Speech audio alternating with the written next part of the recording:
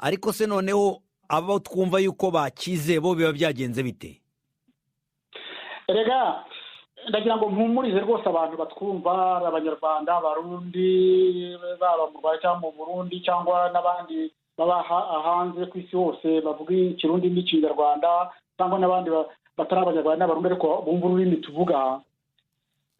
Iriya coronavirus abantu bayifashe 98%, 98% barakira, nta n'umuti bafashe bose barakira, nubwo wenda yagira ka umuriro mukeya agafata kanini nka kaderiplane cyangwa aspirine, ariko 98% barakira.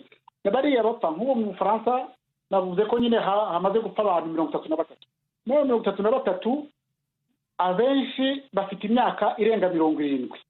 Donc iyi ndwara nyine ishobora kwica nk'abantu b'abakecuru b'abasaza, ariko nabo bafite indwara zikomeye nk'indwara z'imitima, indwara za kanseri cyangwa ziterwa n'amasukari menshi bita diabete, cyangwa barwaye impyiko cyangwa barwaye umwijima. Umuntu rero muzima, umusore umeze neza, urya neza, nta kibazo rwose, virusi umubiri we urayirwanya ukayitsinda. Ibivuga yuko uyikize adashobora kongera kuyirwara vuba, ibyo ni ukuri?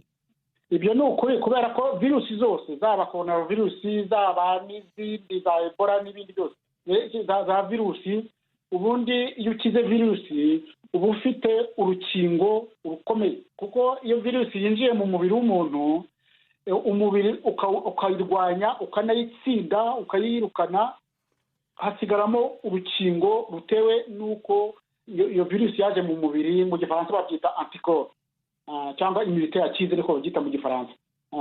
Ukize rero ya virusi ubundi ntago, ariko ashobora gufata indi virusi yindi, ariko niba ari coronavirus iriya nyine itera COVID-19 yo ntago yagombye kongera kuyifata iyo yakize.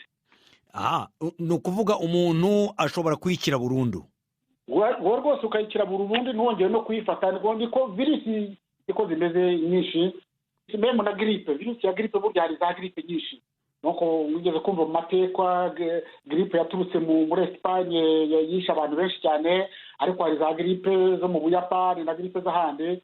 Icyo gihe wenda niba warakize grippe yo mu Buyapani we ugafata grippe yo muri Espagne, icyo gihe nyine yagufata nta rukingo ufite. Ariko ubundi muri rusange virusi iyo zigiye mu mubiri w'umuntu bisiga urukingo.